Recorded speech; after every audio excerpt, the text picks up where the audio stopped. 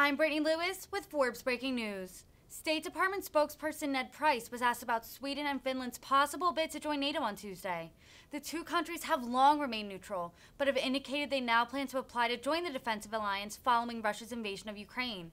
Turkish President Erdogan has said he does not want them in the alliance, and even told them not to bother trying to convince him to support their bid. The Pentagon has said the two countries would be, quote, defense providers rather than consumers, and most other members strongly support their application. Take a listen to Price's comments. There's a meeting tomorrow with the Turkish foreign minister. Are you guys more, less, or the same concerned about what President Erdogan's position is on Finland and Sweden? Well, you heard the Secretary speak to this over the weekend in Berlin.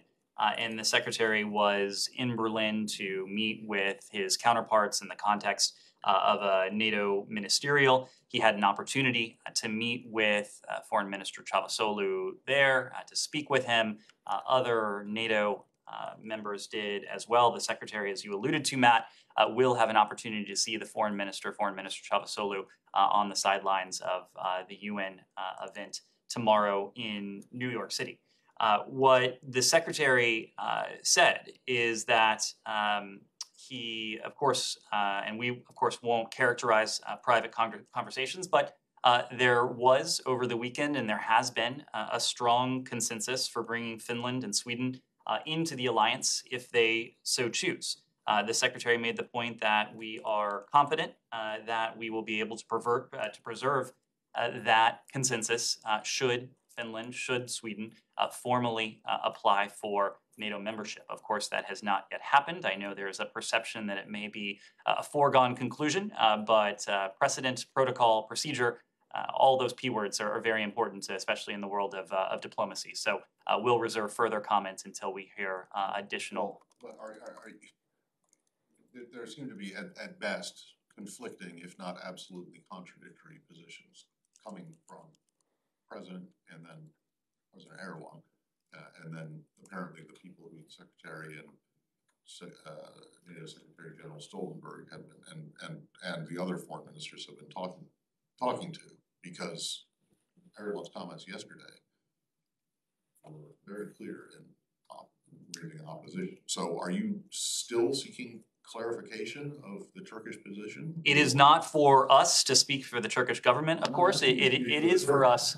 It is for us to speak as a member of the NATO alliance. And Secretary Blinken, who had the opportunity to sit in on the foreign ministerial discussions in Berlin over the weekend, came away with the same sense of confidence that there was strong consensus for admitting Finland and Sweden into the alliance if they so choose to join, and we're confident we'll be able to preserve that consensus. Daphne. I mean, everyone said yesterday that Swedish and Finnish delegations should not bother coming to Ankara to convince it to approve their NATO bid. I mean, I just don't understand how you're reconciling that. There's this consensus when Turkey's telling them not even to bother coming. Again, it is not for me to speak for the Turkish government or to characterize their position. What we can do is characterize what we heard inside the NATO ministerial, what we have heard in bilateral and multilateral, including in conversations as an alliance with our fellow NATO allies. There is strong consensus. There has been strong consensus for admitting Finland and Sweden if they so choose to join. And again, as you heard from the Secretary, we are confident we'll be able to preserve that consensus. Has Turkey asked for anything from the U.S. in exchange for supporting their bids? Again, we're not going to read out private conversations. The Secretary did have a chance to see the Foreign Minister, Çavuşoğlu, in Berlin. He will have a chance to see him in New York City, and I'm certain these conversations will continue. Francesca. Just to follow up on that, you keep referring to the confidence that emerged from the meeting over the weekend, and we're referring to what President Erdogan said yesterday. So is that confidence still there, and what explains your confidence as to President Erdogan said the contrary publicly? I am explaining our confidence in the context of discussions that we have had bilaterally, multilaterally, and together as an alliance. Again, it is not for me to characterize the Turkish government's position. It is for us to characterize our position. You know where we stand. Should Finland and Sweden opt to apply for NATO membership, you have heard from a range of other NATO allies of their positions on this.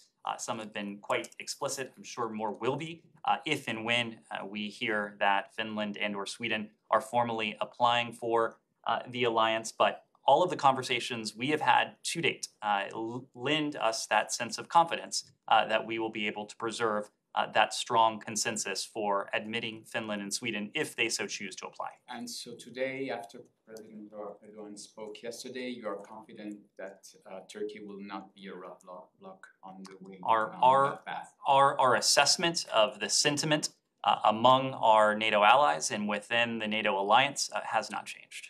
Can I follow up on Turkey? Kylie? Yeah.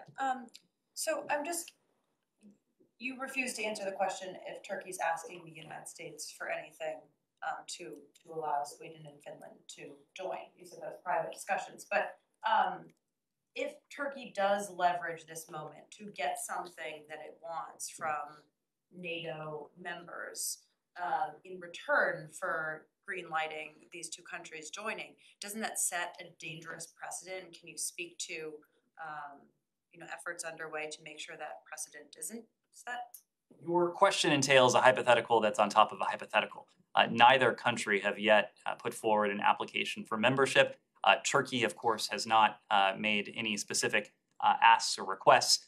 So I will respectfully dodge the question on those two grounds. But again, we are having these conversations among allies bilaterally and as an alliance with the 30 existing NATO allies. Those conversations will continue. Secretary Blinken, again, will have an opportunity to speak to Foreign Minister Çavuşoğlu. Other conversations are ongoing between and among current NATO allies and with potential aspirant countries. And just one more question. Are you confident that Turkey's concerns will be in the rearview mirror by the time the leaders of Sweden and Finland come to the White House later this week? We are confident that we will be able to preserve the consensus within the alliance of strong support for a potential application of Finland and Sweden. Yes.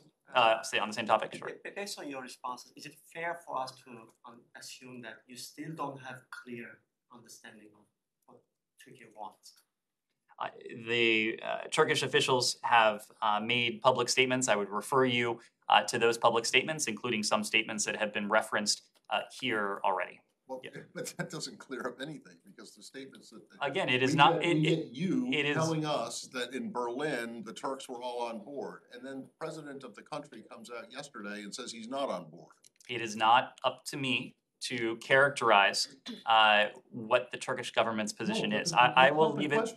I will leave it to what the Turkish position is. I will leave it to the Turkish government to articulate. Is it clear to you? To articulate their position. Is it clear to the Yes. United States government Two what the Turkish major position issues. is? So one is media freedom in Georgia, and the second one